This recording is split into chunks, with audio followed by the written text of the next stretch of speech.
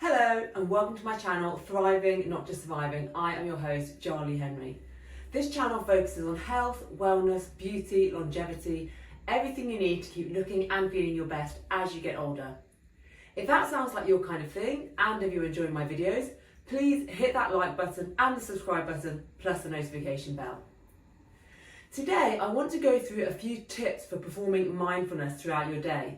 But first, I want to clarify what mindfulness is, because people often use the term interchangeably with meditation, but they're actually not the same thing, although they have some of the same benefits. After I define what mindfulness is, I'm going to give my top tips for staying mindful throughout the day. These aren't just random tips I've researched online. These are things I actually do myself on a day-to-day basis, which have helped me to become more mindful. Finally, I'm going to discuss what benefits I've personally achieved from my mindfulness practice. What is mindfulness and how does it differ from meditation? Mindfulness is the act of staying in the present moment, usually whilst doing something else.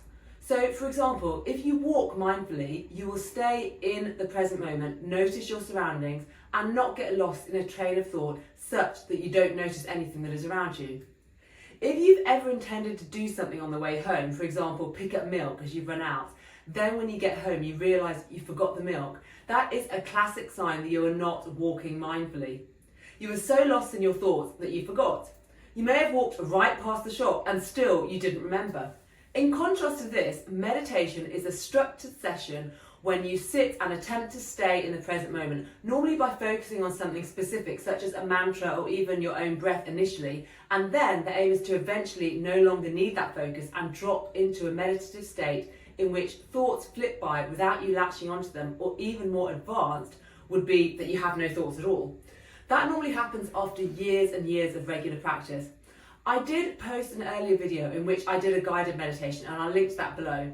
However, it's important to note that although guided meditations can help you to learn the basic techniques initially, if you really want to get the benefits of meditation, you should graduate from guided meditations to doing it alone, unassisted. The problem with guided meditations is that they keep your mind focused on the external world, on the voice of the person guiding you, and this stops you from focusing on your internal state, which is really what you need to be focusing on during meditation. It does depend, however, on what you are aiming for. If you simply want to relax, guided meditations can help you to do that. But if you want to progress spiritually and eventually maybe even attain enlightenment someday, that can only happen with solo practice. So now, on to the tips. The first and easiest one is focusing on the breath. You can do this while you're walking, while you're taking a shower, while you're getting ready in the morning, whenever you have time alone. You simply drop your attention into your belly, feel the belly come out with every in-breath and contract with every out-breath. It's best to also perform a little body scan. You just check that your shoulders aren't hunched up around your ears, you check your breathing through your nose, and check your breaths are deep in the belly, not shallow in the chest. This one I find particularly helpful when you have a stressful moment at work. If, for example, 10 tasks have just come into my inbox at the same time and I feel that sense of overwhelm, that sense of panic, I immediately drop my awareness into my belly and focus on my breath for a few seconds, and it takes that feeling of stress away completely. You can also do it when you're stuck in traffic. You know, if you feel your emotions getting the best of you, it's best to just kind of drop into your belly and focus on your breathing. This also helps you to concentrate on the tasks you need to perform, since stress puts the brain in high frequency alpha waves, which actually inhibit mental reasoning and concentration, making performing any task much harder. Breathing deeply adjusts your brain waves to a healthier pattern, so it helps in lots of ways, especially I find when I'm at work. The next tip is what I call a sensory cycle. I do this when I'm walking. Now, I know depending on where you live, you may not walk as much as I do. I don't even own a car. I don't need to in London. But even if you don't walk to get to places, there will still be moments when you have to walk, even if it's just around your house or driveway. You can do this at other moments too, any moment when you're alone and not engaged in active mental work. You can start with any sense, but I normally start with vision. What can I see? If I'm outside, perhaps I'm walking past a neighbour's garden. I can see flowers, there's a couple of birds pecking at the lawn. What is the quality of the sky? What colours can I see in the clouds? So just pay attention to everything I can see. Then I move on to my hearing. What can I hear? Well, in London it's usually traffic noises, But by focusing more, I hear other sounds too. Birdsong, children playing in a nearby park, the sound of wind, a dog barking. Then I focus on my sense of smell. Can I smell freshly cut grass or approaching rain? Or perhaps I'm walking past a takeaway and smell food. Then I move on to my sense of touch. How does my clothing feel as it rubs against my arms? Am I warm or cold? What about the feeling of wind as it brushes past my cheek? Here you want to really focus on the minutiae. Get as detailed as possible with everything you can hear, see, smell and feel. It will change moment to moment as you take each step. There are more and more things to notice. Perhaps if you're in your own home, you will notice there is a new patch of dust on this section of the carpet that wasn't there earlier. Maybe you will notice something about your house that you've never noticed before. It's a wonderful practice and excellent for staying present on a moment-to-moment basis. I highly recommend it. It's also great to do this when you're eating, as you can then include your sense of taste. You can really observe not just the taste, but the texture and appearance of the food you're eating. This is also a great method to slow down the speed with which you eat, thereby encouraging you to stop when you're full and avoid overeating. My last tip is a contemplation exercise. I like to do this one whenever I'm waiting somewhere, and often I also do it at the gym, especially if I'm on the treadmill. You pick something to stare at and you fix your eyes on that spot, taking in every detail of the item you're contemplating. Two examples of this for me are whenever I collect my daughter from school, as I wait outside the school gate, there is a flower box and the flowers change throughout the seasons. So at the moment it has spring flowers in it. I pick a flower and focus on every aspect of the flower. Its colour, the slight iridescent quality to the petals, the smell, how the colour contrasts with the surroundings, even the quality of the soil. Picking something natural like that is good because nature inherently lifts our mood, and I find I can really get lost in things like the leaves of a tree or the nodules and gradients of colour in the bark. Outside the gym where I work out, there is a tree directly opposite the window next to the treadmills. So whenever I'm on the treadmill, I contemplate the tree bark.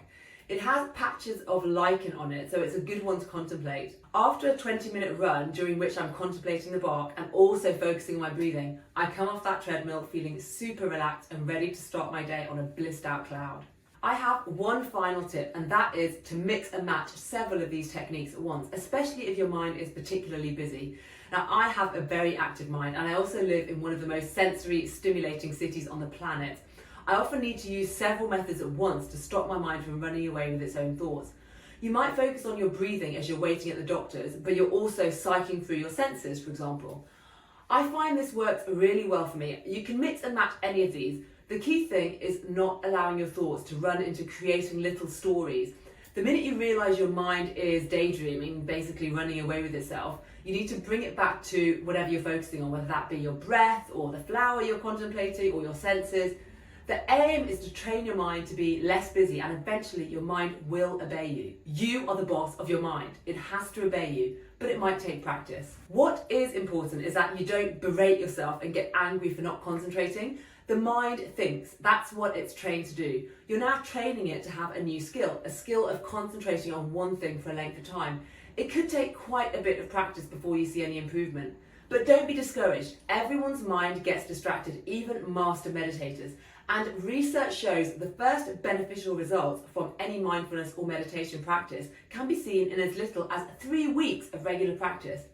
So even if you feel you're not succeeding, simply trying is good enough. I've been doing these methods for the past 3 months and I have noticed several benefits.